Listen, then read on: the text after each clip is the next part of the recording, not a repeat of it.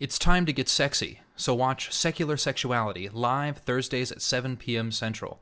Visit tiny.cc/YTSS and call into the show at 512-991-9242 or connect to the show online at tiny.cc/callsex.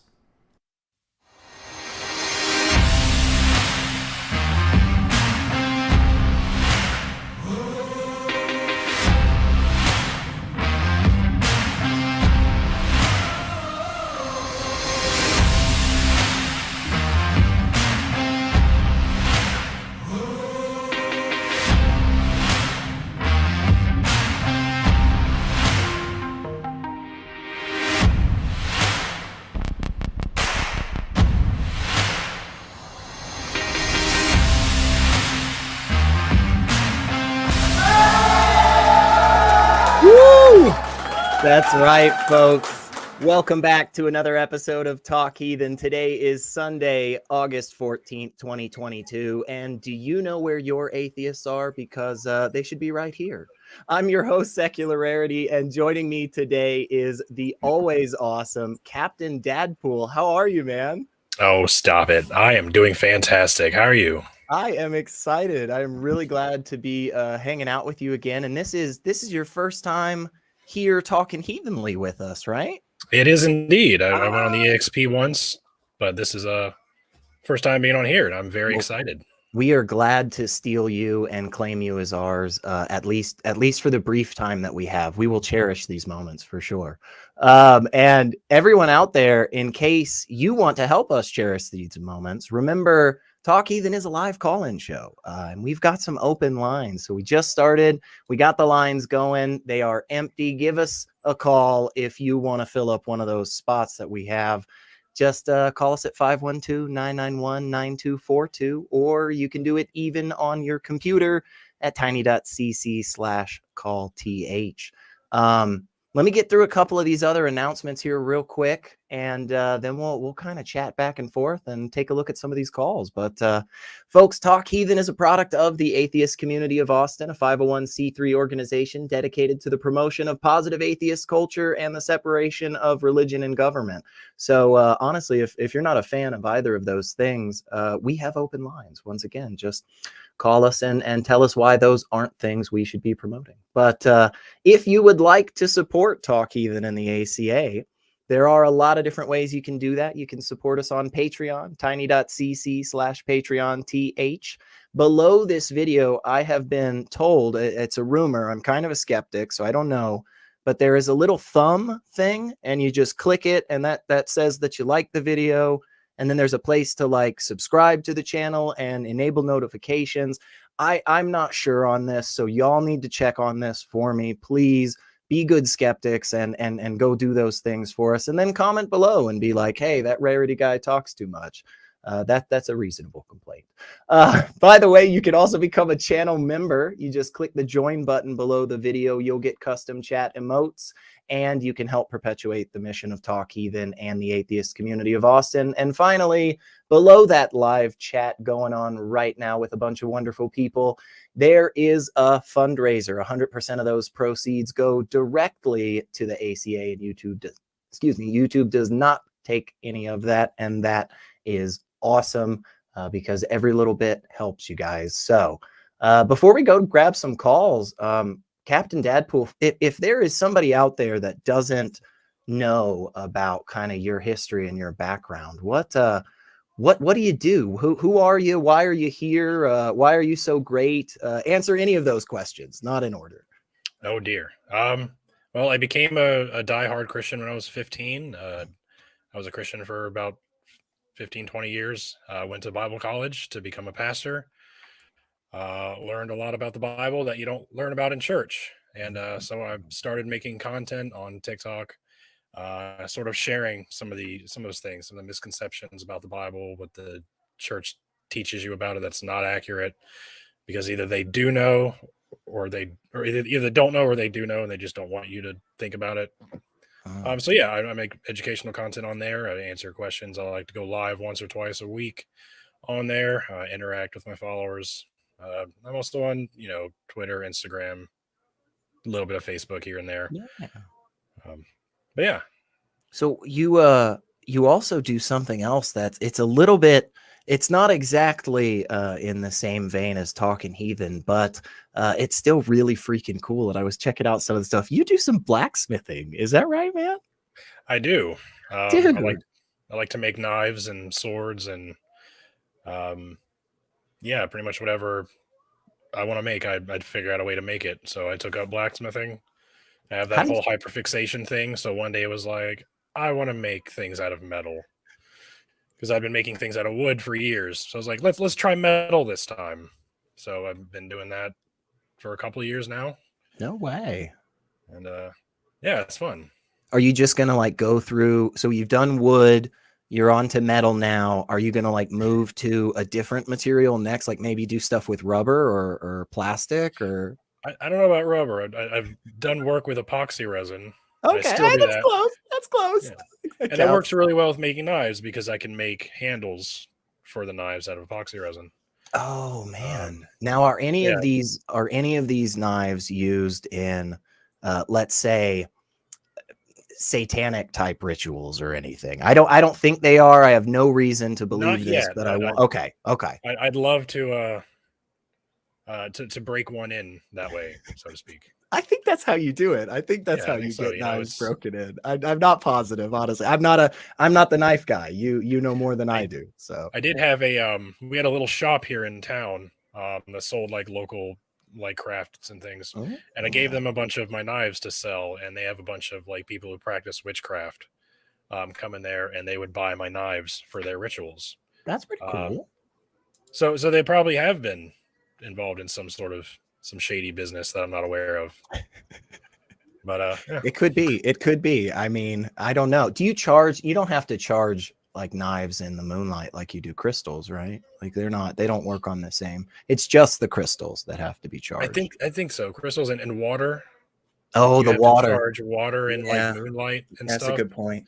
Yeah, But but then dilute it, right? Because it's something about the maintaining the memory of the moonlight and the look. If anybody yeah, you out don't want it to there, be too concentrated. right, that Highly concentrated moonlight, concentrated moon water is from what I hear pretty dangerous stuff. it's So a you gotta bummer.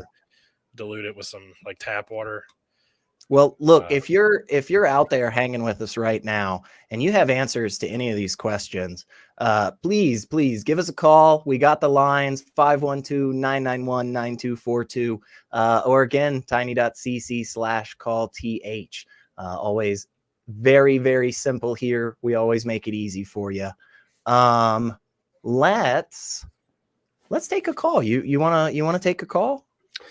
let's take a call. That's what we're here for, they tell us. So in the meantime, folks, while we're grabbing this next one, like I said, give us a call, shout out at us. Maybe you think the Bible's accurate. Maybe you think we found Noah's Ark. Hey, we always love arguments for God. So if you got one, bring it to us. But in the meantime, we're gonna grab Dave. They and wants to talk about maybe spirituality and AI. What's going on, Dave? Oh man.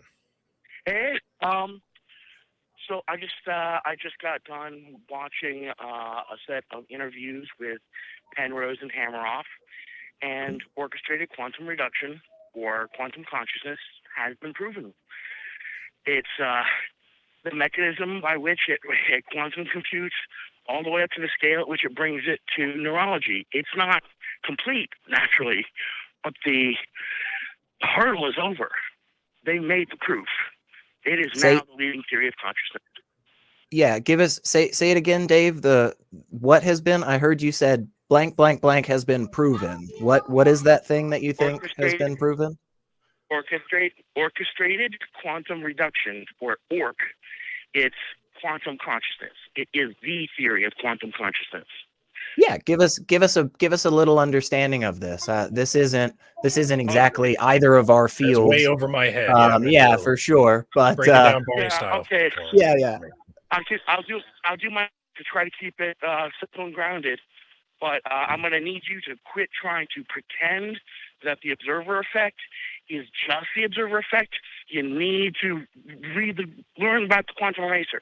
It's not just a quirk of information. Just real quick, Dave. Just real quick, so we make sure we're on the same level here. in the like, I don't know, maybe minute and a half of time that we've been talking. I don't think Captain DadPool or I have said too much.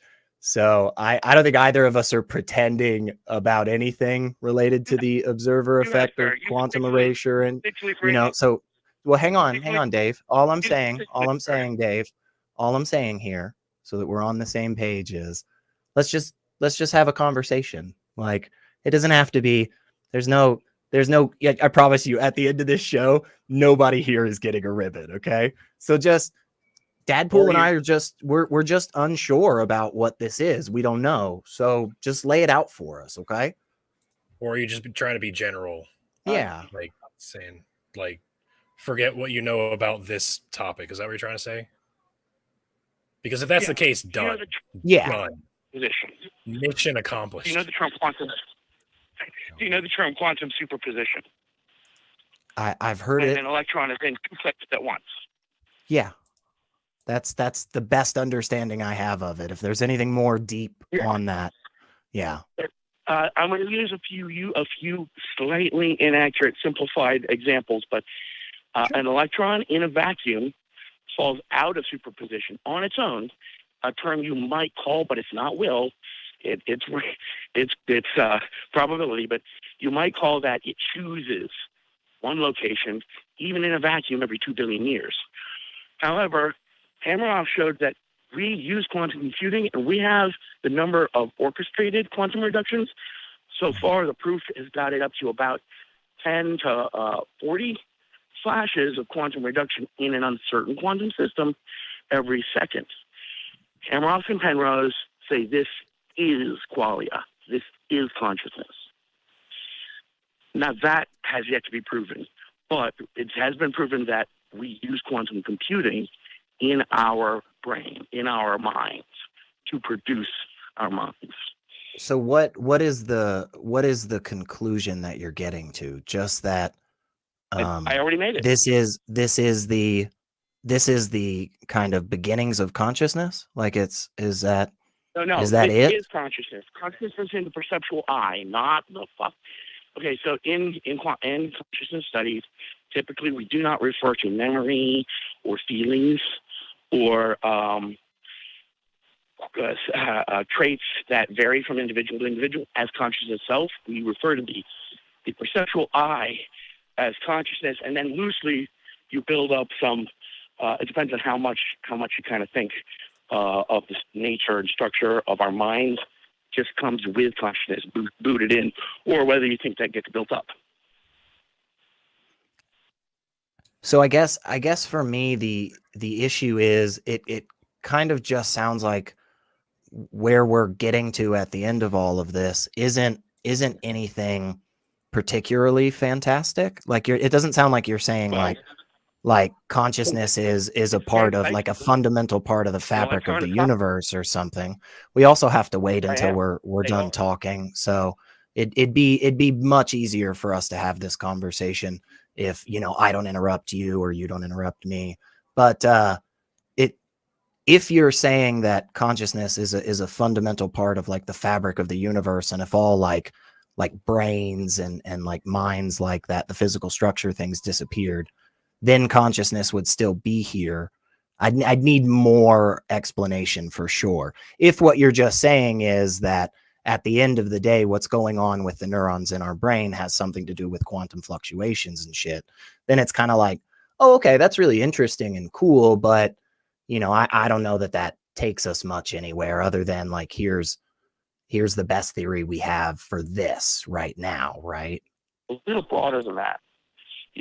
Orc demonstrates a quantum computing process that precedes genetics. So you are saying that consciousness is something that is here without people or minds of any kind, just rocks and dust. It's not. So it's not biological. It is. It is natural selection, though. It's quantum natural selection. Okay, I'm gonna be honest. I feel like I'm gonna have to read a bunch on this to really, fully, or at least even partially understand what. For sure. What you're actually saying, and it's. Say again? It's exciting. It's a new field. Yeah, I guess Sounds really interesting. it Yeah. definitely It's is not- something that I it's not think. willpower. It's not free will. There's no God involved in it, and there is no mysterious supernatural anything. It's all physical. Yeah, that kind of sounds like what makes sense about like how all existence kind of is here, right? Like everything seems to be at the Yeah. end of the day like a lot of really weird stuff going on with really really tiny bits of matter. But at the end of the day, this to me sounds mostly like what we'd be able to show is that our brain is still working in conjunction with all of those things that we're finding out about atoms at the most tiniest of levels, which doesn't sound to me like it's anything more than just us saying, hey, maybe we have a better hypothesis for consciousness here than other places. I'm still in the boat. And again, just like DadPool said, you know, this is definitely over my head. I'm no expert on this. I haven't studied this stuff or anything. But at the same time, it seems to me like the most reasonable conclusion about the origins of consciousness is kind of a scaling up effect of you know, biotic material. Like it doesn't seem to me that even with this we get to the level of like roads or conscious or you know, rivers or whatever, like water, you know. And I just want to make sure that's not what you're saying. You're not saying that this is demonstrating. Okay, yeah. So, but it still might challenge what we think of, because it demonstrates that this could be bubbling up from the fabric of reality, that it could be accurately described in a way that the universe actively growing to observe itself in us, as us, that we are that. Sure, but you wouldn't say that currently this information positively indicates is exclusively concordant with this one conclusion, and it has been demonstrated to the level that we feel comfortable to accept it as. More to demonstrate about it. If you don't mind, I just want to quickly throw in this one little bit that I forgot to add in. It's not going to change our discussion.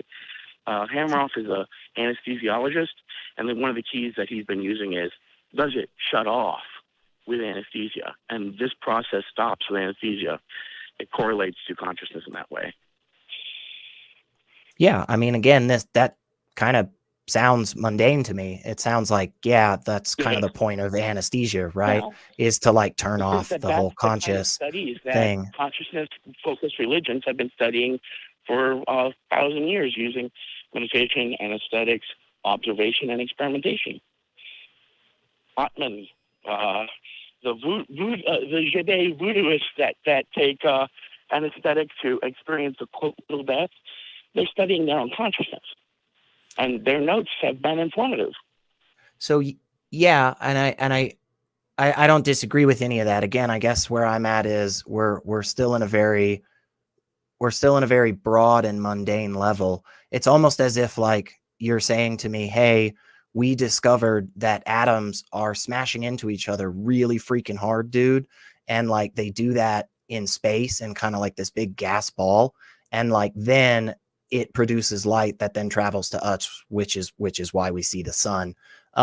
Because like all of that is cool, but it sounds like at the end of the day that all we're at right now is just this particular hypothesis is saying we have found some interesting things that do have a correlation, but we haven't shown the connecting tissue yet to say this definitely has to be it. Well, I they have on certain questions on that. It's just that the theory gets really kind of expansive and implying. So I don't want to claim, and I wouldn't claim, and nobody would, that it's proven all the far-flung things that might be implied by it. Sure. It's our blue brain of a worm failed. Neurons alone failed. They don't do the processing. But these for consciousness, you're saying neurons alone don't do what's necessary to produce consciousness? Yeah, they don't organize in cohesive ways we built the blue brain of a worm. None of the neurons cohered, no behaviors emerged.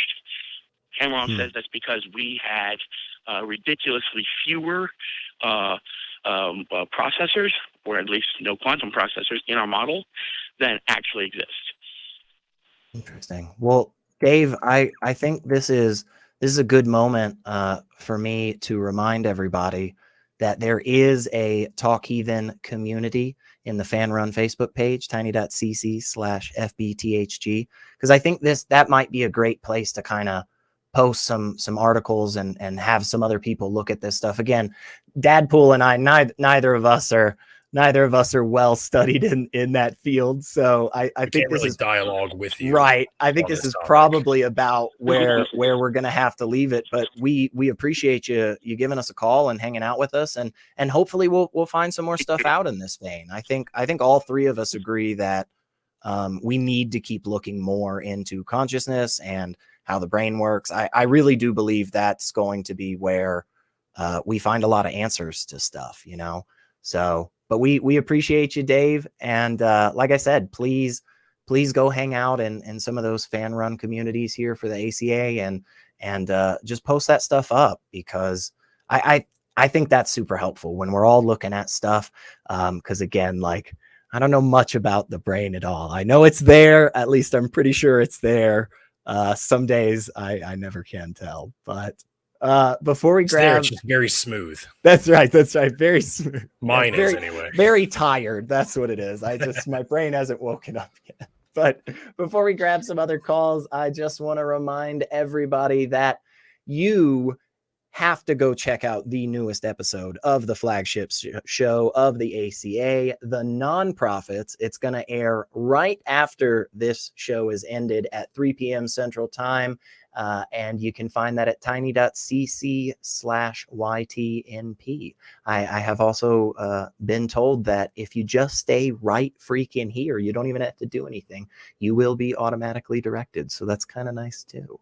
Also, the ACA wants you to know what is going on in our community, folks. And for that, we've got an updated website. Just go over to www.atheist-community.org. You can learn about the organization itself, its policies, and how you can get involved and help out, which we always need people to help out if you want to. So, and then finally, we want to hear from you. We want to know what you like, what you thought was effective, what things you think DadPool and I should be looking into further on consciousness and quantum things of all kinds. And more importantly, what you thought we can do better. So just email us at tv@atheist-community.org and give us your thoughts, folks. Or tell us in the comments below. Tell us, like, man, that Rarity guy doesn't know jack about the brain. You'd be all right. So, what do you think?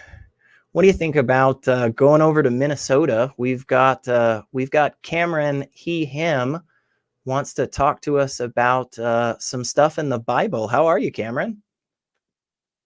Pretty good. Yourself?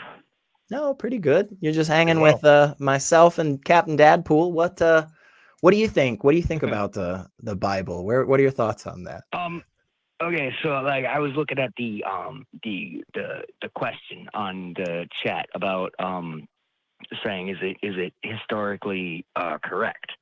Uh-huh. And the thing is I don't believe it is, and at the same time I feel like there might be some things in there that were, but you know, like it's not like, you know, the way they portray it. Like, how do I go about showing people who believe that every word of it is literally correct? Like, what can I do to show them the logical fallacies or to show them that it wasn't historically correct? Like, say for example, Noah's flood or something like that. Mm-hmm. Because well, my grandma thinks that Noah's flood was absolutely like sure. a total thing, and like I just the best way to argue. That, yeah, I guess. This is definitely in DadPool's wheelhouse. So I will pass it over to you, man. What do you think? What are some good arguments against this? What I like to say specifically about Noah's Ark and everything is like you can get into the science absolutely if you have the tools to do that. You can do that. Not everybody's going to listen to you because they have this whole, the old Earth creationism that the Earth was created in a mature state, so it just looks like there are different, tectonic levels, but it's not actually. Anyway, Oh, so what I like to the tell Earth was created 5 minutes ago, kind of thing. yeah, right. Like God created the earth to look mature, to test our faith. I've heard him say crazy things like that before. What I like to tell him is, even if there is an ark that's discovered in the middle of a desert somewhere, that's not evidence that the account of Noah's Ark. By the way, sorry if y'all hear my kids screaming in the background. That's not evidence of Noah's Ark or the flood narrative. That's evidence that someone built a boat one time. That's all that's evidence for. There are plenty of landmarks that have all these myths that are written about them. There's like Sodom and Gomorrah is another one. The people found sulfur deposits. Yeah. That's right. Sorry. I don't mean to interrupt you there, but I had somebody last night about sending me like these videos about Sodom and Gomorrah and them being all true and stuff, and I was like, how do I counter this? Like, yeah, what happens is like you have these ancient people that are traveling, looking for new places, to plant themselves, and they come upon ruins, and they don't know what happened. There's no historical record. There's no one to tell them, so they make up a story about it. They find these sulfur stones. They know what sulfur is back then. They're like, oh, God, they must have done something really bad, so God rained sulfur down and killed them all. That's how that works. That's how ancient myths like that develop. Yeah, so and you could try that way. For me, what I often try to do is I try to go seek out the people who have spent their lives, studying different things like this. I can mention one person, Dr. Francesca Stavrakopoulou has. She's fantastic. Yeah, long name, but absolutely what was that? Francesca what? Stavrakopoulou. If you start trying to spell it, it's the only name that comes up. But she wrote a book called An Anatomy of God. Yes. I love that. There's so many good things in there. And she spent years, freaking decades, studying this stuff. And when you go and listen to her talk about the archaeological digs that have been done, that a lot of apologists or hardcore fundamentalists worldwide want to point to, she just goes point by point by point, breaking it down, and it kind of depends on who you're having the conversation with and what your goal is for the conversation, right? Like maybe in this format, maybe it would be helpful, better for me to be able to go point by point by point. They say, what about the chariot wheels in the Red Sea? And then I go, haha, we never found those. And then they say, oh, what about Noah's Ark? And then I go, haha, it's just a rock. Like maybe, right? But maybe that isn't. There's that one dude who made the fake Noah's Ark stuff with like teriyaki sauce and like some weird wood and all that. yeah. There's a lot of, and I think Ron Wyatt's his name. Yeah, he's absolutely a fraudster. I think a lot of times in casual conversations, what can be really beneficial is just demonstrating to people that there are potentially other options. Not to say that, hey, you have to accept this right out, right? But if somebody has lived in a space where every single time they've ever been told something about this, they just flat out believe it. So years after I had stepped away from believing in God and stopped going to church and stuff, I still had some things in my head that I thought were super true because people had confidently told me them that they proved the Bible correct. So like there was this whole thing about like Mount St. Helens erupting and like the ash on the trees and like dating it, and that like totally disproved carbon dating or something like that.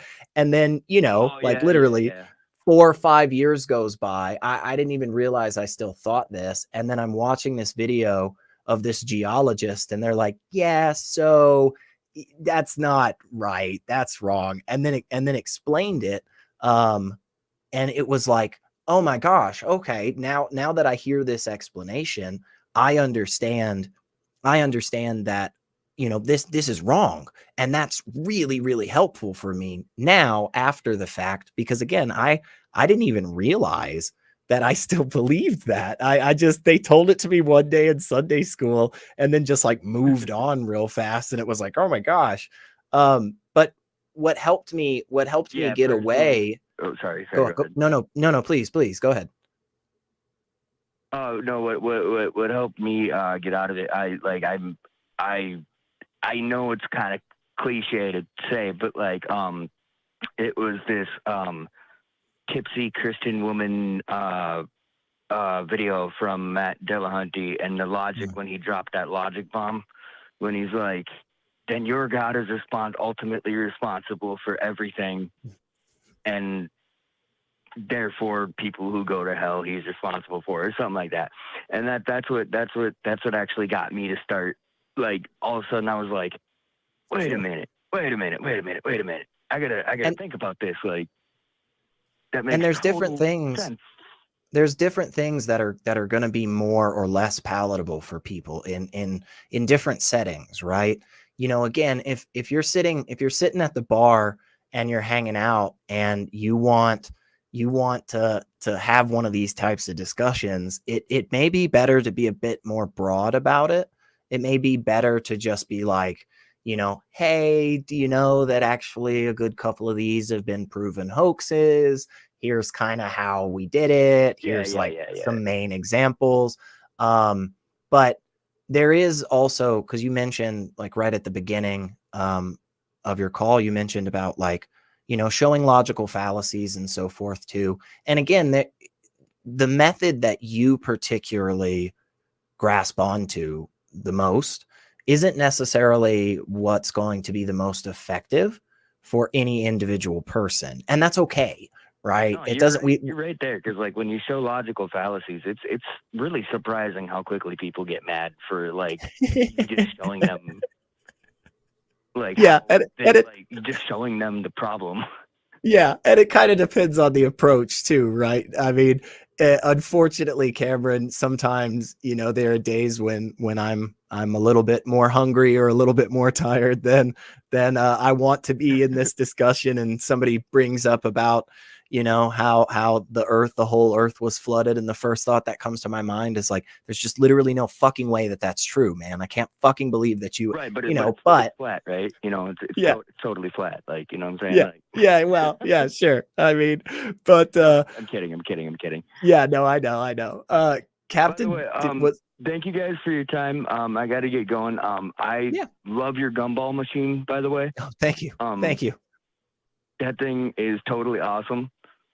25 cents a pop. Guys. So yeah, have a good one, Cameron. Thanks so much. Yeah, you too. Oh man. Oh, it's not gumballs. It's just marbles. So please don't try and eat them, folks. Before we go on, we have to let you know, folks, that the ACA hosts a bunch of different shows, not just Talk Heathen. There's the flagship show for the ACA, the nonprofits, which is actually going to air right after this show. So don't forget. Secular Sexuality, Truth Wanted, The Atheist Experience, all wonderful, wonderful shows. And if for some reason you didn't catch them last week, here's a taste of the things you missed. The whole idea of like boy brains and girl brains is kind of, it gets in that area where very quickly people take it and turn it into woo-woo science. Kind of like when we talk about like energy or frequencies or things like that. Sure. And like, there's a lot of real science to talk about here. And then some people are like, I have a crystal in my pocket that wins the lottery. Multiple sacred relics, sometimes of the same thing. Like the foreskin of Jesus. Sorry, Dan, I need to interrupt you regarding the foreskin of Jesus, because there were several foreskins of Jesus no, that's hanging what I'm saying. around. There's more than one, which is like, what does that mean? I'm going to pretend like I believe in God. I'll make myself a bishop, and then God will bestow upon me all the riches of the poor around me that I would like to steal.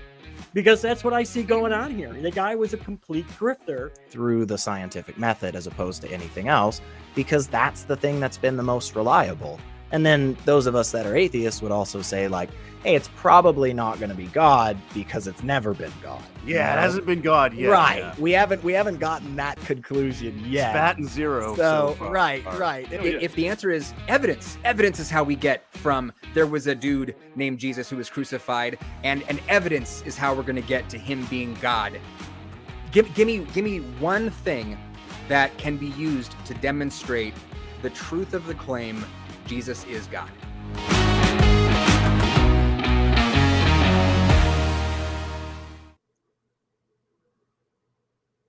And we are back, folks. And yes, I said back, not bat. But if you haven't heard, the Bat Cruise is back. That's right, folks. It has been a little bit over 2 years since we've been able to hang out together, but based on the updates from the CDC and other organizations, we are able to get back into doing some live shows and hanging out. So Saturday, August 25th, that's right, the Bat Cruise. Guys, Matt Dillahunty, Jim Barrows, Student Dr. Ben, Johnny P. Angel. I've heard even Objectively Dan might make an appearance, but August 27th, come hang out for a 2-hour cruise around Lady Bird Lake that will bring us to the Congress Avenue Bridge at sundown for the emergence of the world's largest urban bat colony. That sounds awesome, y'all. Tickets are just $40 each for the 2-hour cruise from 7 to 9 p.m. and boarding begins at 6:30. Event details and the option to purchase those tickets are on the website at atheist-community.org/bat-cruise. That's right, atheist-community.org/bat-cruise. It is super easy, folks. And then the very next day on August 28th, if you are in the Austin area, consider coming over and hanging out in the studio at the ACA Free Thought Library for live broadcasts of Talk Heathen at 1 p.m., hosted by Johnny P. Angel and Student Dr. Ben, and the Atheist Experience at 4:30 p.m., hosted by Matt Dillahunty and Jim Barrows. So doors open at noon, and parking is where you can find a legal spot after the lot is full. So if you get there earlier, it sounds like you're going to have a little bit closer of a spot, folks. But if you can't make it there this month, that's okay. We will continue to broadcast from the library the last Sunday of each month. So keep watching this show and go to the website, once again, atheist-community.org, for news and info as we expand our in-studio offerings in the near future. So that you still got some time to get it on the calendar, folks. Just about 2 weeks away, I think, is where we are. So the 27th of August, the Bat Cruise, the 28th of August, come hang out in the Free Thought Library. That sounds like a super, super awesome time. So I hope a bunch of people come and hang out. Before we go, bats on the cruise. So I don't think bats are technically allowed to buy tickets for the cruise, but you will be experiencing bats on the cruise. So it's the world's largest urban colony of bats, which is like it's a lot of bats, you guys. Like I saw some pictures and videos, and it is awesome. I would love. I can't make it this time, and I am bummed out about that. But Student Dr. Ben is going to be there. So, like, I mean, that alone, go for that, folks.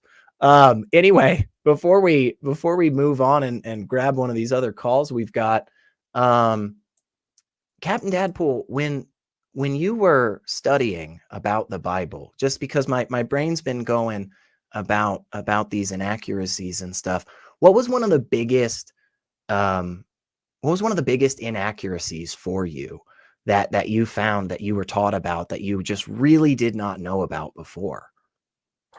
I'd have to say the Gospels were not written by eyewitnesses. That was a huge one for me, because I'd always been taught, that's why they're reliable. Each gospel is written by 4 independent eyewitness testimonies, and that can even explain why they all say the same thing, but there's some details that are a little bit different between them. That's further proof that was written by 4 different people. They're just sort of remembering things differently. So okay, so these are 4 separate accounts of historically reliable, or that's what makes it historically reliable. And then I go to college and I learn, no, the The earliest gospel is Mark. It's written about 30, 35 years after the death of Jesus. Then comes Matthew, then Luke, and they're written about 10, 15 years after that. And then comes John, and it's written in the year like 95. So like the Jesus disciples were probably dead by the time the gospels started being written. Even. Right. On top of that, they were illiterate. They couldn't have written anything down if they wanted to. So these were like older, a later generation writing theological accounts. They weren't meant to be history. They were meant to teach theology. Right. So I was like, well, okay. So now, aren't like half of the letters attributed to Paul like forgeries? We're pretty sure that they're not written by the same person, right? Yeah, about 7 of them are undisputed. There's 14 letters or 13, depending on if you include Hebrews. But those were written in what like 50s, like not far after the 50s. supposed time period. Yep, the first one was First Thessalonians, and then came like Romans. And just a second. When you're good, man. See, when I was growing up in the faith, it definitely was. I don't even know that anybody ever explicitly said one way or the other if the gospels were eyewitness accounts or not. I guess it was just always something that we kind of just took at face value, and it was a big thing for me finding out that like half of the letters from Paul were fake, basically, because that was something I know my pastors really harped on about Paul's faith and his conversion process and all of that good stuff. Yeah, the fact that Paul's letters were written before the Gospels were. Yeah. I thought they came after, because you read, Matthew, Mark, Luke, and John, and then in Acts, is the historical and theological account of the early church, and then comes Paul's letters. And right. The end of Acts is about Paul beginning his ministry, and then Paul starts writing. So you think it comes after? Well, no, Paul's writing earlier than the Gospels. So when you want to look at what is our most accurate historical account, or what can we use that is most likely to reconstruct some version as to what was actually happening, you have to look at Paul's own accounts. He's writing his own accounts in the first hand. The Gospels are written anonymously. We have no idea who wrote them.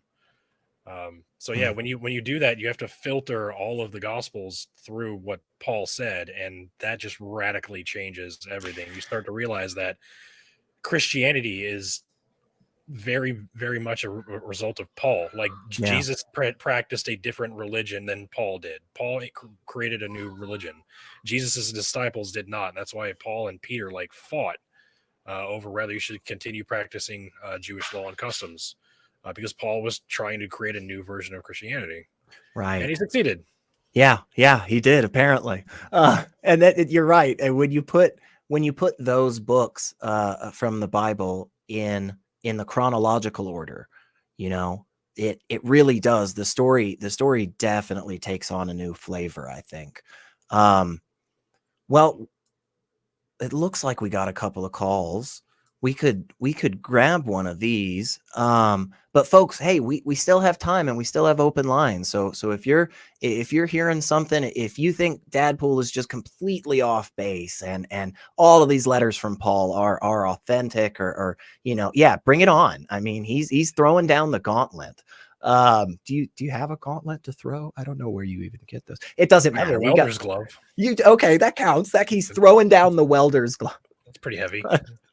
But before we just take this too far off the rails, it looks like we've got Jamie, him in Texas, has a question about maybe a good and loving God. But hey, Jamie, you're on with Secular Rarity and Captain DadPool. How are you? I'm doing all right this extremely muggy morning.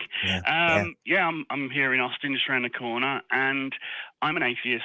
I do get into debates, and arguments are quite strong term, with theists and members of my own family who are spiritual and believe in a loving higher power, if not the Judeo-Christian God. And my biggest response, other than can you prove it? I don't have to prove that he doesn't exist. That's not how burden of proof works, is the Epicurean Dilemma, whence cometh evil? And I've never had a suitable response other than mysterious ways, or it's because of free will. And I'm just thinking, is it a robust response? Have you heard a good rebuttal to it? Should I have a different tool in my box to show why I don't believe, other than Yeah. there's no proof? Could you for us and everybody at home just kind of give like a quick 30-second description of what this particular famous philosophical dilemma is, and kind of why it's something you think is pretty strong for it, just so that we're all on the same page. Precept. You know what I'm? Mm-hmm. Yeah. God is omnipotent, omniscient, and ever present and loving, all powerful, all knowing, everywhere, loving. However, precept 2, there exists evil in this world. War, famine, cancer. So, can God prevent evil? If he can't, he's not all powerful. Right. If he won't, he's not loving. And if he neither cannot or will not, why call him God? Yeah. Yeah. Awesome. I think that was great. That was a great explanation. This is where the whole concept of theodicies come up, right? That's the term used to kind of justify this bad stuff going on in the world, and reconcile that with the goodness and the nature of God. I have never heard a great response to this dilemma either. It unfortunately is something that it seems to me a lot of times there's not a lot of places to go in conversations with very devout believers on this, because normally there's a hand wave of God's mysterious ways, right? Like you said that right away, Jamie. And that's kind of a problem thing, because there's really not a way to push back. Like, if at the end of the day what people are saying is just, well, we can't ever fully understand, all of the nature of God and everything that God's doing and all of that jazz. Like, the only way to push back on that I've found is that you just basically say, well, if you're granting that there's no way to understand this, why are you then making the claim that you understand it, even in a small capacity, right? If truly at the end of the day, God's ways are so fucking mysterious that none of us as lowly, broken humans will ever know, then how the fuck does anybody believe in God? Because you have to be able to understand, at least parse out some of the ways that God is doing stuff. Otherwise, when you prayed and you got better, how do you attribute that to God? God's ways are mysterious. How do you know God just didn't let Satan come and heal you just so that God can kick you down and make your faith stronger? Like, and that isn't a fantastic conversation, I'll be honest. Like, that's kind of a weird, space to be in, where, somebody is saying, like, if I said to you, hey, I've got loaves of bread in my kitchen. And then you're like, oh, well, demonstrate these breads. Like, this is a pretty easy claim. And I'm like, oh, well, sure. And then I send you a picture and there's no bread. And you say, well, gosh, there doesn't look like bread here. And I go, but my bread has mysterious ways. It just works in just odd ways of like physics and nature and shit. Like, where do we go? Where do we go from this? You're just saying that there's some fantasy that you are just accepting and holding true just for the sake of holding the fantasy, which I don't have any problem with people fantasizing and playing and so forth and wanting to engage in those types of activities. It's just don't tell me that it's real. That's all. Say again. Better role model. I find there's better role models in fiction than God. Harry Dresden, for example. Gandalf. Take your pick. And the thing is, I had the pleasure of calling in to Truth Wanted on Friday to try and calm myself down. Like, I get angry in these circumstances because it's part of a large conversation about misinformation and believing unsubstantiated truths. But I always come down to the two things where I say, it's free will, and you a host of atheist experience, Matt said something fantastic, like, no, there's no such thing as free will if God is all powerful, because he knew what you were going to do before you did it. So it's not free will, it's still predetermined. And the other one is mysterious ways. It's part of God's plan. If your God's plan involved my good friend Tina passing away in agony because of late-stage pancreatic cancer, I want nothing to do with his plan. His plan sucks, the sadist. Sure. And then I just get angry. So Yeah. And I think that's, I mean, it's completely understandable reaction, right? And that's where I think for some believers, they get kind of bogged down where it's like, you know, well, if God shows himself to you, would you believe? And it's like, well, yeah, I'd believe. And they're like, well, would you worship? And it's like, well, probably not. He seems like a dick. And they're like, well, then what's even the point? Why would God? And it's because they're two totally separate questions, right? You know, whether or not you think the God is a good God, you know, whether the actions attributed to this God are something that you agree with or disagree with, has nothing to do with whether or not you agree that it's real. Like, I may think it's a fucked up thing for a cat to like knock a glass off a counter and just stare at me the whole time while doing it. Like, broke my glass, dude. That's not cool. Like, it costs money. I mean, it wasn't that big of a deal. I have a set, so it's fine. But the point is, like, I don't disbelieve in that cat just because I disagreed with its actions and don't want it to do it again. But yeah, when it comes to the mysterious ways thing, which is definitely something you've mentioned a couple of times, my number one kind of pushback on that is basically the same thing that I say when it comes to like deists, where somebody says, hey, I believe there's this God, we just don't really have a way of detecting it, and it doesn't really interact with us and so forth. And it's like, okay, if that's the case, then what is the functional difference between that and it just not being there? And it seems to be that the answer is nothing. That's the same boat as just saying it's not there, and we're just attributing it to this for no reason, basically. But DadPool, I've been rambling like crazy here. What are your thoughts on you know, the bad things that go on in the world with God being all loving and wanting to take care of us and stuff? Where do you come down on that? Yeah, when it comes to the whole God works in mysterious ways thing, they like to gaslight you by saying that, one. And two, it's like there's nothing mysterious about the problem of evil. Like, shitty things happen to good people for no reason. There's nothing mysterious about it. It's just a fact of our reality. If you want to try and posit God into that, you're going to have a hard time. There's no justifiable way that cancer is a thing. If God exists, if he created this world, if he's all loving, all powerful, all knowing, if he's omnibenevolent, omnitemporal, and all that good stuff, cancer would not be a thing. Natural disasters would not be a thing. Our planet's suffered, was it 4 mass extinction events or 5 or 6 mass extinction events? At one point, our own species only had like 200,000 left. Everybody else froze to death. There's a new exhibit at this Museum of Natural History in DC. I was talking about that. Like, why was all that necessary? Why are all those things necessary to get to God's mysterious ways and interacting with us? But of course, they're going to deny that those things ever happened. At that point, you're just like, all right, you can't pick and choose what you want to believe and what you don't want to believe because it doesn't fit your narrative. You have to let new information challenge you so that it will change your worldview. And if you refuse to let it do that, you're going to be stuck in a 2-dimensional box your entire life. Like, get out of that box, accept new ideas, learn new things. The world is a lot more interesting when you get out of that 2-dimensional box. Trust me. Yeah, totally.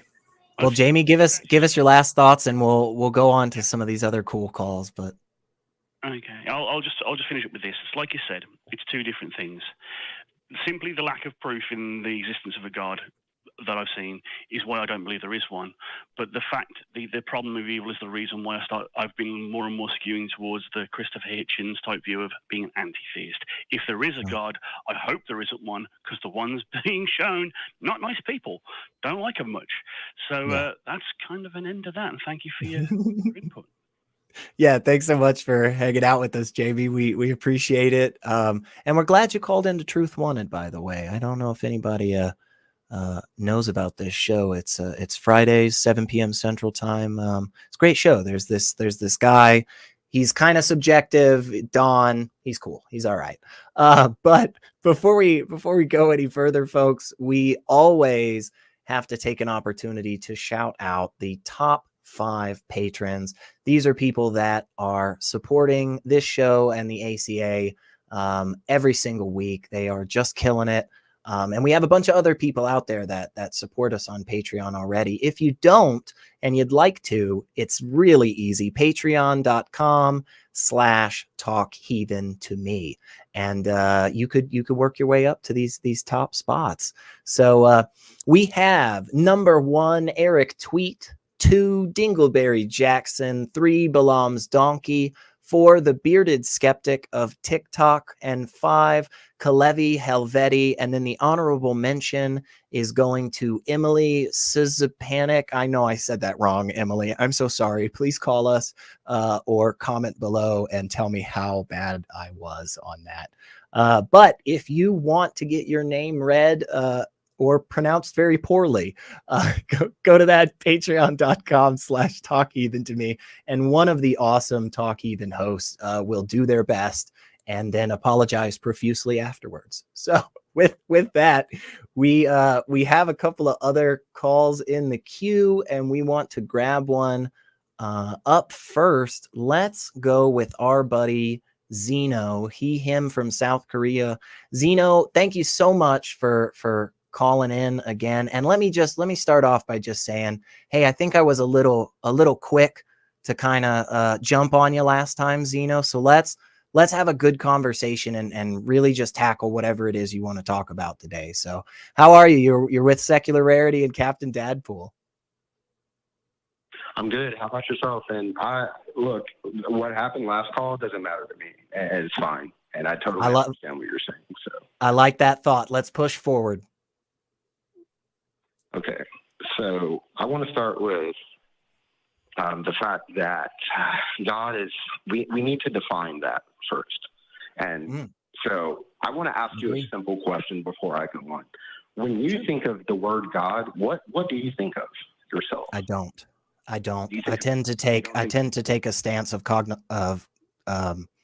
theological non-cognitivism or agnosticism. So both of these concepts, while slightly different, do basically get down to the main crux, which is nobody seems to have an understandable definition of this entity that we're trying to ascribe attributes to. Yeah. So would you say that, I agree with that, by the way. Would you say that you come from something, like you're contingent upon something else? For example, you have leaves, and then leaves are on trees, so that the leaves are contingent to the tree. So do you believe that you're contingent upon anything at all?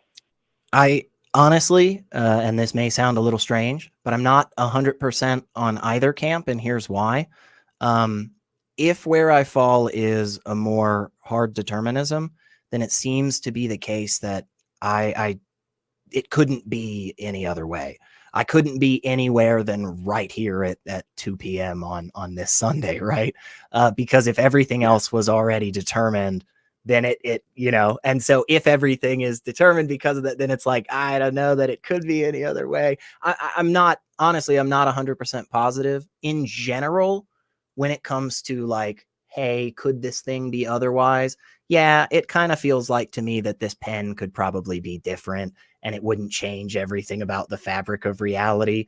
But if all of reality that we understand came from a singularity that has continued to expand outward based on, observable and testable, reliably consistent, methods and so forth, like, the dominoes are always going to fall the way that dominoes are going to fall. And we can't really, like, we couldn't do otherwise, So I honestly, not 100%, not 100%. So I would say the singularity could be maybe like a piece of glass. Let's say, metaphorically speaking, if you drop the light bulb, I think the singularity could just be a shard. So where I'm getting at is, you do believe you come from something. Like it sounds to me like you're saying you understand reason exists, and cause and effect. Causality does exist, and maybe in some world it does not exist. But as far as we know, cause and effect is a thing, and so that means you come from something. Not just your mom. Of course, it goes way back further than that. And real quick, Zeno. Real quick though, let me jump in because I think this is kind of an interesting thing, and I don't know that either of us are going to be able to go too deep. But if the whole concept of like space time, right, being like fundamental fabric of the universe, fourth dimension type thing, if all of that breaks down like before the singularity, right, which may not be a coherent thought, but if all of that breaks down, doesn't that kind of mess with cause and effect stuff? Like if we are in like a B theory of time, like cause and effect seems to not be as important, right? So yeah, that's true. That means cause and effect in some areas, some sets, the cause and effect could just be null. Like there is no cause and effect, right? And then in set B, let's just say we're in set B, we do have this cause and effect, but that doesn't negate the reason, right? So reason is above cause and effect. Reason on the tier list would be S tier. Cause and effect would be like C tier. So when you're saying it happened is basically. Oh no, go ahead. No, go ahead. I think you were about to explain what I was going to ask. So. Okay, so the reason itself, when I'm describing God, we can switch out the term God for reason, basically. And so if whatever reason it is, like I don't have to describe what it looks like, or if it even is singular. I just know the reason itself is what I'm talking about when I say God. And that's why I stopped being atheist. And I think I was smoking too much weed that day. But I came to that conclusion, and I said, there's no way I could be atheist anymore. Because the reason itself... Do you think when you're saying that you're replacing... Because I think I'm following you with kind of the way that you're using reason in this sense. And it's more than just like... I tripped and fell on the rock. We're adding in that whole like cause and effect might be wonky here. We're adding in that whole like not this infinite chain of things like starting from something like we're kind of just importing all of that here. But it almost sounds to me like you're getting to God by default here, where it's just like, well, I guess we don't have any other options. Gotta be a God. Do you feel like that's what you're doing when you replace God and reason there, or am I just off base? Yeah, that's exactly what I'm saying. So when you say it's got to be God, instead of saying let me say this last point, instead of saying well it's got to be God, basically what you're saying is well there's got to be a reason. Yeah. And if there's not a reason, what world do you live in where there's not ever a reason? Sure. So here's kind of my reason as to why my God, I guess, as to why I asked that. That seems to me like a bad way to come to conclusions, because I don't think that we ever have the capability of ruling out all other potential options, right? And if we don't have the ability to truly rule out everything, then what we're doing is that whole fun Sherlock Holmes thing where he's like, well, we ruled everything else out. This guy must be the killer. And it's like, well, if we're standing in a room with 4 people and somebody is on the floor dead and everybody has blood on their hands or something that looks like blood, it's like, yeah, if we go around and we test everything and like this guy's ketchup and like this guy's tomato sauce of some other kind, whatever, this guy has blood. It's like, well, but when you say that at the end of the day, you're kind of just defaulting to God here and you're using it synonymously with reason. That just seems to me like not a good justification to come to any conclusion. Okay, so when you first talk about the metaphor or the example with the guys in a courtroom, the thing is we're not selecting a guy out of the 4 people. It's a group. We're saying the murder happened. That's the reason. So we're not saying, hey, we're going to choose one of you because we think you murdered that person. What we're basically saying is the murder, it took place. Right. And so now we have these 4 suspects that we're interrogating. We're not picking one. Sure, but the issue is still more focused on how we're getting to the fact that the murder existed, right? The reason that we accept that a murder happened is not because by default we just say, well, you know, it couldn't have been a brain aneurysm, right? Like his liver looks fine, so it wasn't liver toxicity. Like I guess he was murdered. That's not how we come to that conclusion, right? No. He's dead, though. He's dead. So, but that's different from being murdered, right? There's a different claim there. Right. And so if what we're doing at the end of the day is making the very general claim of saying, well, there has to be a reason for all of this stuff, I kind of don't disagree with that. But it just seems to me like when we say, well, we can just call that reason God, what we're saying is really fundamentally kind of making that God worthless. Like that God doesn't seem to be doing much, right? It definitely isn't anything close to the classical God of you know, like classical theism and stuff, right? That's right. That's why I'm a deist. I believe the Bible's bullshit. I hate Christianity. I got black sheep from my family because they're all Christians, and I just hate the whole Jesus resurrection thing. But that's why I said I started going a completely different way with God, where it's not any of these like folklore fairy tale bullshit stories. It's completely something else. And why? That's kind of the area I'm exploring.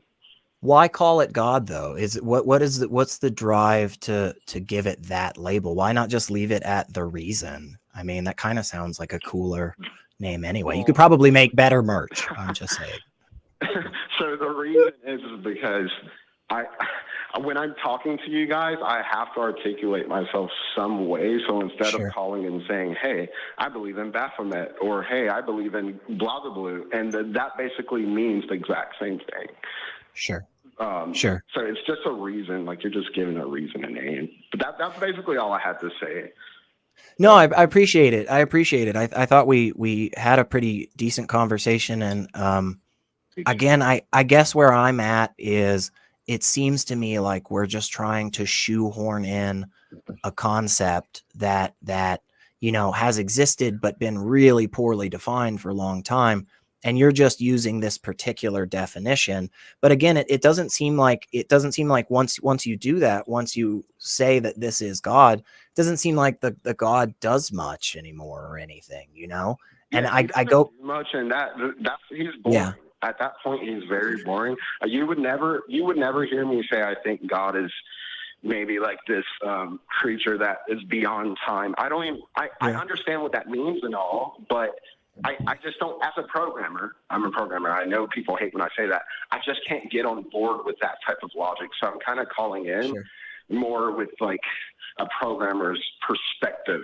Like at least me as a programmer, my perspective, it's like tier levels and stuff. And there are things above you and there are things below you. And they're all fucking programmed in with properties and components and traits. And we all have different traits and components and properties. And so the thing is, I'm not saying God is this giant programmer. I'm just saying this is the work of a shit ton of modding in life. Like we can mod the universe. And so you have all these concepts and shit because we've created all these different theories. I'm just going back to the very beginning of all the theories and saying, well, whatever the reason is for that code to exist is basically what I'm calling God. So, and I think would recommend. Yeah, go. Hang on. Go ahead, Captain. I'd recommend you check out a book called "God: The Failed Hypothesis" by Victor Stenger. He goes into the claims of deism and says, you know, basically whether if God is deistic, theistic, pantheistic, panotheistic, whatever, we would be able to detect traces of that being's intervention within the creation and the goings on in the cosmos. And ultimately is like there is nothing. Science can't detect anything that has caused any of this to happen. So yeah, if you really want to like dig into that position and really I gotta check that out. Dig your feet in it. I highly recommend that one. And I think that's a good yeah, thanks. You know, honestly, it was really great. And please, like, hang out with us again and call us back. You've always got some interesting thoughts for sure. I think where I'm left with, honestly, DadPool, is if if that's what we're meaning when we say God or a deity of any kind or supernatural anything and so forth, it seems like it's just not there to me. It just seems functionally the same as saying it's not there, right? And if we can't interact with it, if we can't detect it, and at the end of the day, really all it is just the first time that the clock was wound, it's kind of like, that doesn't seem like how do we know that that's not just a natural process? Yeah, it's still just a claim that that you're making. Like, what is the evidence to back up this claim? Like, absolutely, you can say it's one God, you can say it's multiple gods, you can say it's a deistic God, or you can say it all happened through naturalistic means. Which one's more likely? The only thing we have consistent evidence of is naturalistic means. Yeah. So that's the safest one to go with. But instead, if you want to be like, oh well, everything's natural up to this point, except for the one, except for this one thing, that's dumb. No, it doesn't work. Well, we have a couple more calls before we have to wrap up, so let's go out to California. We've got Alok, he, him, and has some questions about atheists and so forth. Alok, how are you? Hey guys, thanks for taking my call. Yeah. I was just wondering about how we define and message atheism. So obviously the basic pedantic definition is either you don't believe or you believe there is no. And so I think most people understand that. I don't think that quite truly gives a powerful message to people who believe or people who are on the fence. So it's like when you say I am this, it usually the next question becomes what does it entail?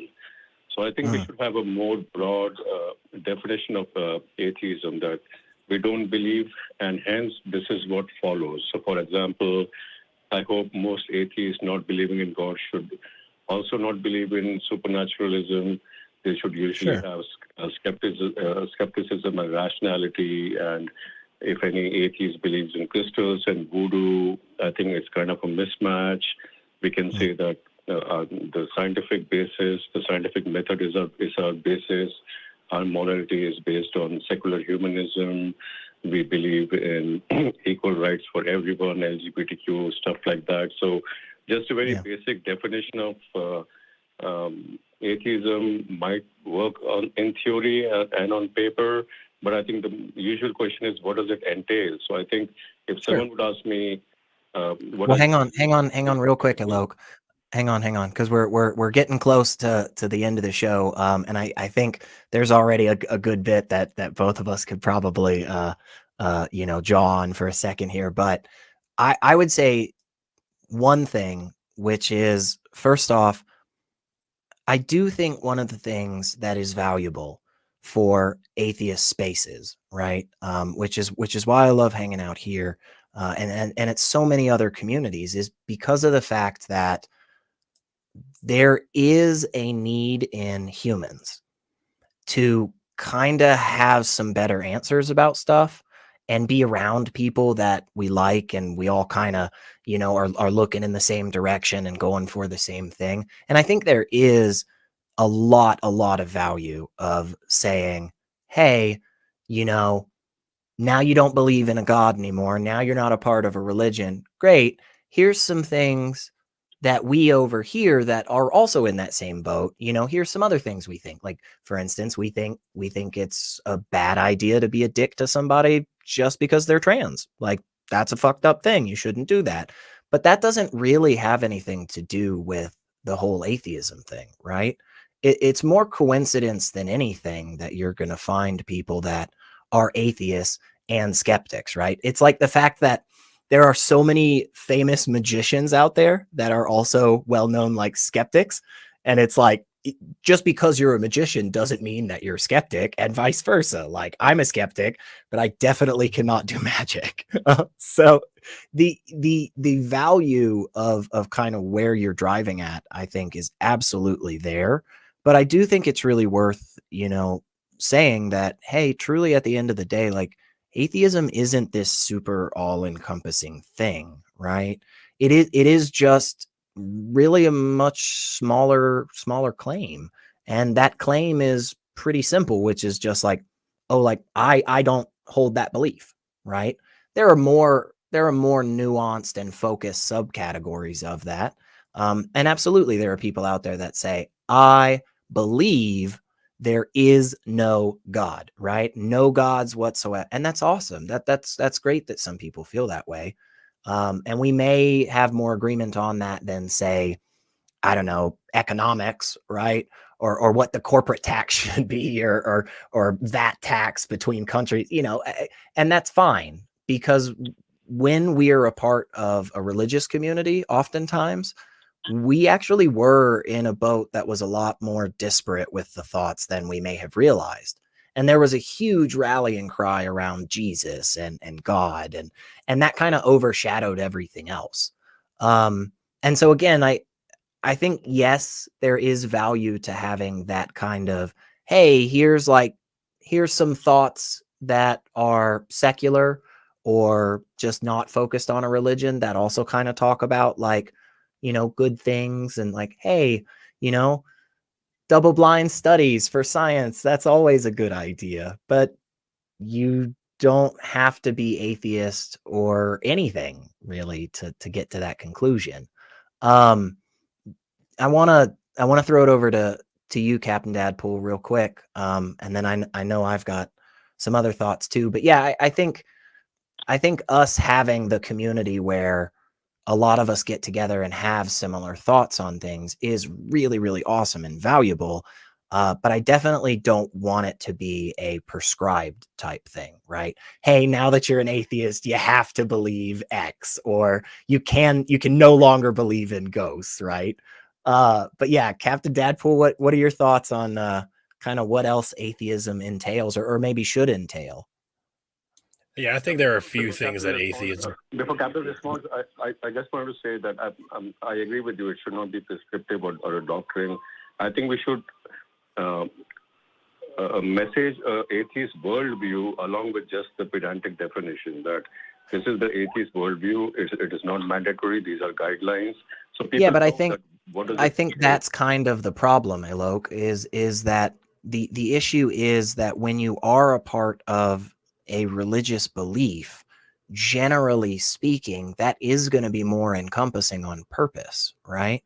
Like particular group, some call it a cult. I'm not an expert, but Falun Gong believes in all of these very interesting, supernaturally magical things that they can do. Apparently all the members can do, but the actual belief system forbids them from showing it to non-members, funny enough. But their kind of system of belief entails a bunch of shit, because it's like, well, we believe this thing, and then all of these things come from it.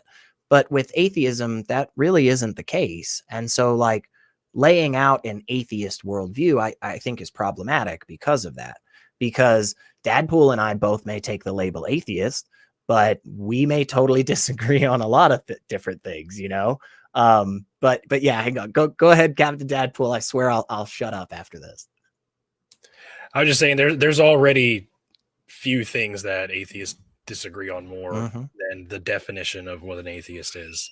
Like, Curie is already like super divided and on what we actually even fucking are. So to try and add more identifiers to it, I think would just make it even more problematic. And there's plenty of people that are already trying to do that. But the way I think about atheism is I'm restored to my default setting. We're not born believing in God. We're not born believing the supernatural. Those things are taught to us. I have 4 kids. You can probably hear them in the background. They're loud as shit. My oldest is going to be turning 10 soon. He's never asked me about God or Jesus or anything because I've never taught him those things. So I would say, yeah, atheism is just our default setting. And I think we try to make it more nuanced, it would just cause more problems. And like you were saying, Rarity, it would start making us look more like a sect of religion or a cult for having our own, next thing you know, we'll start crafting our own set of dogmas and dispositions and creeds and stuff. Yeah. Yeah, and I don't want to get back to that. I don't. I Yeah. definitely, that was never fun, in my opinion. But yeah, I guess where I fall in general is just that because I'm in a place where it literally is just the answer to one question. That's it. And because I see it that way, it'd be like if somebody came up to me and said, "Hey man, do you like chicken noodle soup?" And I go, "Yeah, I do actually. I do like chicken noodle soup." And they go, "Well, do you like carrots in your chicken noodle soup or not?" And I go, "Oh yeah, I like carrots in my chicken noodle soup." And then they said, "Well, then that must mean that you also think that it's okay to run over, puppies in the streets with your car or some nonsense," right? Like they're just totally separate and have nothing to do with each other. I generally, though, I look to secular humanism. Generally speaking, that's a place that I found there was a lot of really well laid out stuff. I may not agree with every single thing, but that's okay because at the end of the day, that moral system and what I accept as good methodology, right? The reason that I think crystals probably aren't doing anything sitting in the moonlight for 2 hours has nothing to do with whether I believe in a God, but yeah, we'll give you a minute here to kind of shout back at us if you got anything. Yeah, I think you guys are making sense. I was just wondering that if I identify myself as the X kind of person, then I usually have 2-3 points after that, and this is also what I do. This is also what I do.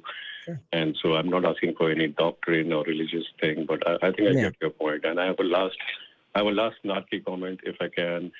You must have read 1,000 comments about Zeno and all that. He's an absolute troll, and he's been banned from many shows, and he never changes his argument. So that's just my last point. Well, we appreciate the heads up in your view. We always try to give people as much of a benefit of the doubt as possible, and just try to have good conversations, which you've hung out with us a couple of times, Alok, and we appreciate you calling us back too. And again, kind of where DadPool was talking about a second ago about there already being some contention, needlessly, in my opinion, in the whole, atheist community sphere, non-religious, free thinkers, skeptics, secularists, all of those fucking words just all mashed together.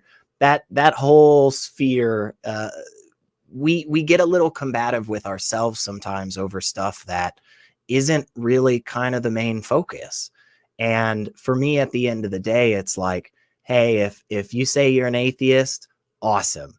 And the rest of the stuff about you and what you believe and how you engage with the world, I'm just kind of gonna, figure that stuff out as you tell me and demonstrate it to me. And if you turn out to be a shitty person, well, then I'll say, hey, like you're a bad guy. Like you're not in my camp on this. If it turns out that you're an atheist, but you want to criminalize individuals who are pregnant if they try to terminate that pregnancy, well, guess what? You're not on my team, because my team is the team that says, hey, I'm a moderate Christian and I don't think we should criminalize homosexuality in my country. Right. And so that's kind of where I go at the end of the day. If somebody says they're an atheist and they want to stand up for separating church and state and keep that wall built, if you also happen to believe in crystals or tarot or souls, or I am fucking okay with that, because let's make sure that those people that want to make abortion criminal and make people criminal just for who they are, let's make sure that those people don't have their voices the loudest, right? But Alok, thank you so much. We do appreciate you hanging out with us.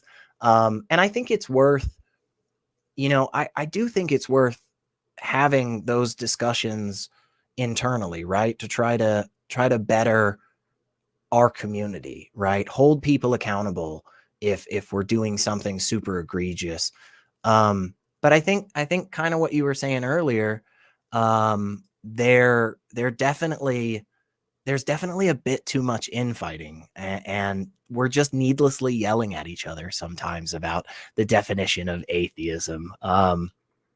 I don't know. I wish we could cut some of that shit out and focus on the stuff that really matters, in my opinion.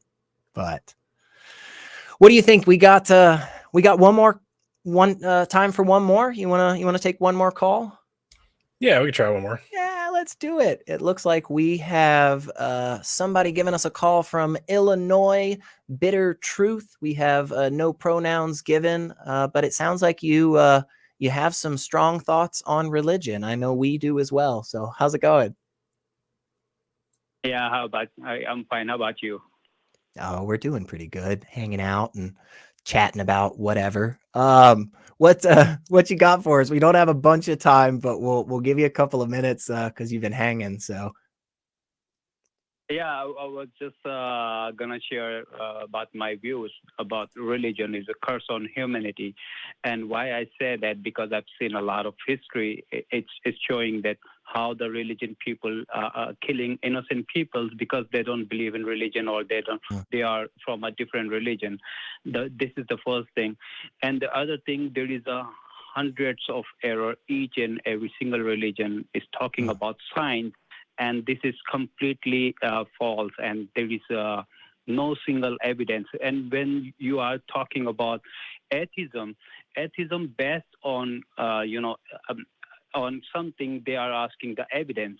They work with the evidence. We definitely need evidence. If you guys, if somebody is telling me, hey, there is a God or there is something in the sky, I will be asking, where is that, and show me that.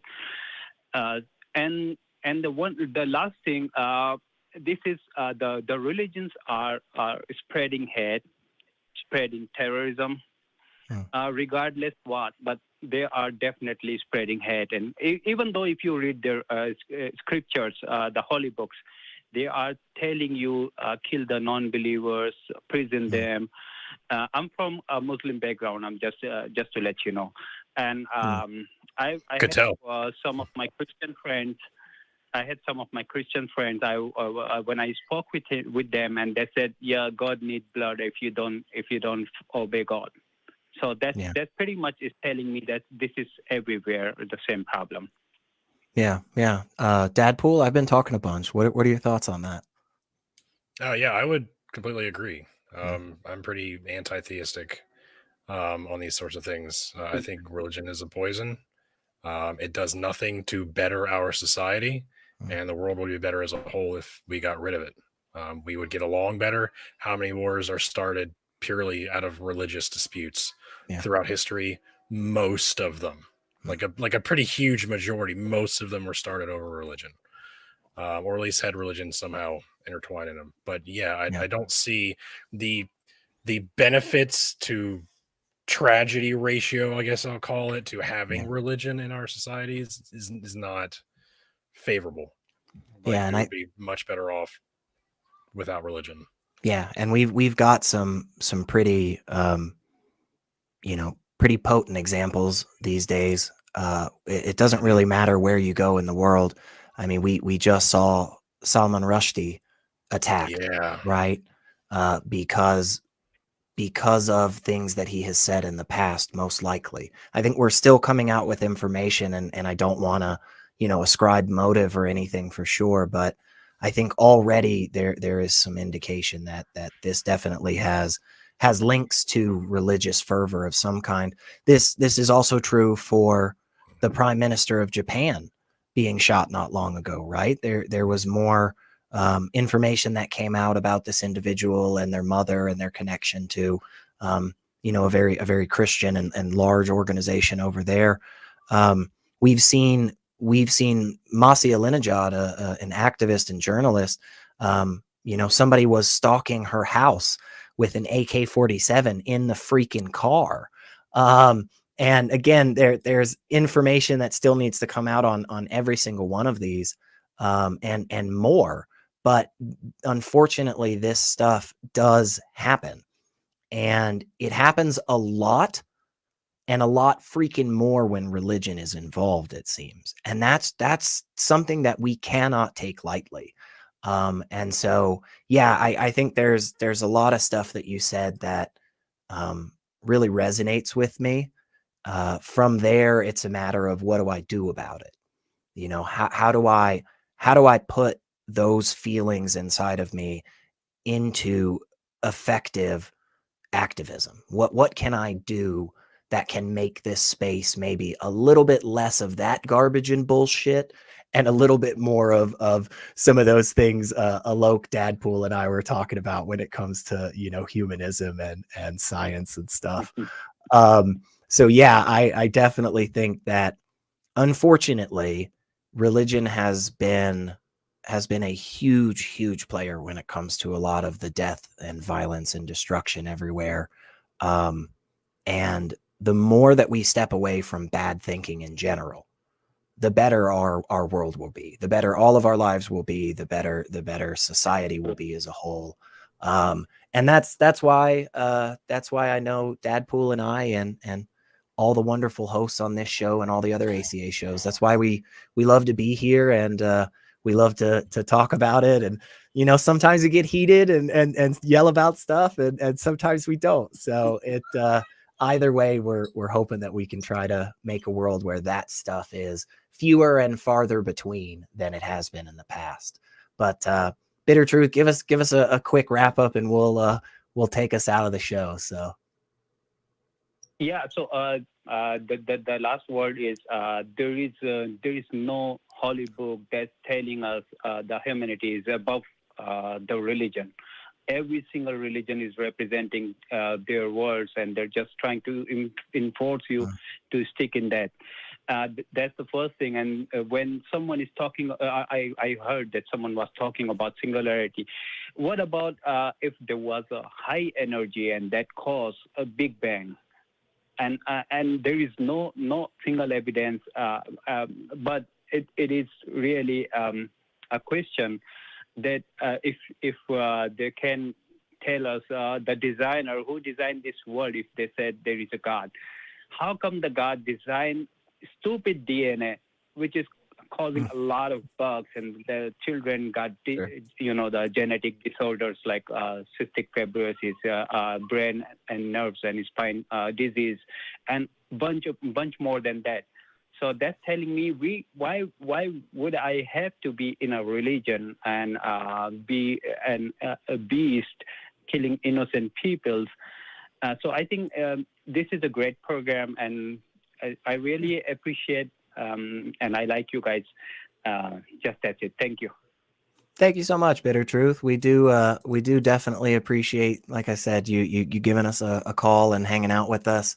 And thank you everyone out there that's hanging out with us live and, you know, participating out in the chat and hanging with us. And, you know, if you're watching this in the future, that's awesome too. We appreciate you.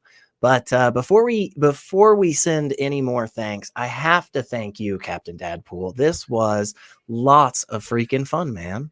Well, thank you for having me on. I'm sorry I couldn't talk more. I've had to stay muted because my kids are popping off upstairs. That's okay. I also very rarely shut up, so that is the rarity in the secular rarity. But where can people find you? How do they find out more about you? You can find me mostly. Go ahead. You can find me mostly on TikTok. I'm also on Twitter, Instagram. Yeah, I'm all the places. Pretty much just type in Captain DadPool into anything, and you'll find me. It's easy peasy, folks. We're big fans of that here, and Captain DadPool made it easy for you. Go check out some of that blacksmithing. It is seriously cool. But before we end out the awesome show today, folks, let me just remind you there are bunch of different ways you can support the ACA and Talk Heathen specifically. Below the chat, we've got a fundraiser. Remember, 100% of those proceeds go directly to the ACA. YouTube does not charge any fees, and that means a bunch if you can support us. If you can't, no worries at all, because one of the most helpful things you can do is just like the video and subscribe to this channel already if for some strange reason you haven't, folks. Also, go comment below, say we did a bad job, or you know, I don't know, yell about something. I don't know, cause outrage and get a bunch of comments. I think that's what the algorithm asked for. I don't know. Besides that, become a member. Just click the join button below the video. Another great way that you can help out this channel, and you get sweet chat emotes. So if you want to be able to put Kenneth Leonard's face in the chat repeatedly, there is only one way to do it, and it's by becoming a member. And then, of course, you can support us on Patreon, tiny.cc/PatreonTH. Get your name shouted out once a week. Also, we have a channel that houses all of the shows from the ACA in audio podcast form at tiny.cc/AEN podcast. If you don't want to see my beautiful face and Dadpool's beautiful face, you can just listen to our very sexy voices on AEN podcast, folks. And finally, you can become a part of the Talk Heathen community in a couple of different places. The fan run Facebook page at tiny.cc/FBTHG. And you can always continue the discussion after the show in the ACD. That's right, the fan run Discord server at tiny.cc/ACA Discord. I have been told, but I'm skeptical, so I will need everybody out there to help check me on this. But apparently, right after this show is done today, at 3 p.m. Central Time, the flagship show of the ACA, the Nonprofits, will air live, okay? Now, I have been told at tiny.cc/YTNP. Again, I am skeptical, so I'm going to need everybody out there to check my work on this, please, and let us know in the comments below if this is actually true. We are trying to be good skeptics here, folks. But before we absolutely wrap up, you know, we gotta thank those amazing, amazing crew folk that are always working their butts off and just dealing with our nonsense, and they are doing it in style. That honestly, that cat works way too hard. We need to give that cat a break. It's poor little paws, you know. I don't even There's know a reason he's sleeping so hard. He's been working so much. Honestly, it's true. Folks, thank you so much for hanging out with us. I want to see if we can maybe get a little bit of some love ring going here with a pow. Well, we're a little bit. We got it. It counted. That counts, folks. I hope you're feeling the love, because truly, this is something that I know a lot of us that help out with this in one way or the other just absolutely adore doing. It is always such a freaking fun time, even if we don't ever get good, evidence for God. That doesn't matter because we still have fun. And whether or not, if you believe, if you're an essential worker, thank you. Thank you so much for putting yourself out there day in and day out. We are getting closer, I think, than we ever have as a global community. And I do hope that we keep making progress. There are very simple things that all of us can do. And I hope we're all doing them, because I really love the idea of more events at the ACA Free Thought Library, and me feeling comfortable to get out there and hang out with a bunch of people. So, but if you don't believe this right here, this space, it's your space. It's your community. This is a place that we want to be welcoming to so many wonderful people out there of all types of different stripes. And there are a lot of different places that you can do that. And we've shouted them out before, and you'll see all the links in the chat and in the show notes below. And you go on the website, you can find all the links. Hang out with us, because unfortunately, it's kind of rough. It's kind of rough out there right now. And a lot of people are in places where they can't congregate, they can't get together. And this is a really good opportunity. We get to just be ourselves. And hey, we don't always have to go through the logical fallacies or the definition of atheism, right? Sometimes it's just really nice to have a spot where you can talk about good things going on in your life, or talk about, stubbing your toe or whatever the heck it is. This folks, again, this is your community, and we want you to hang out with us and help make it a better place. That being said, if you do believe, we don't hate you. We're just not convinced.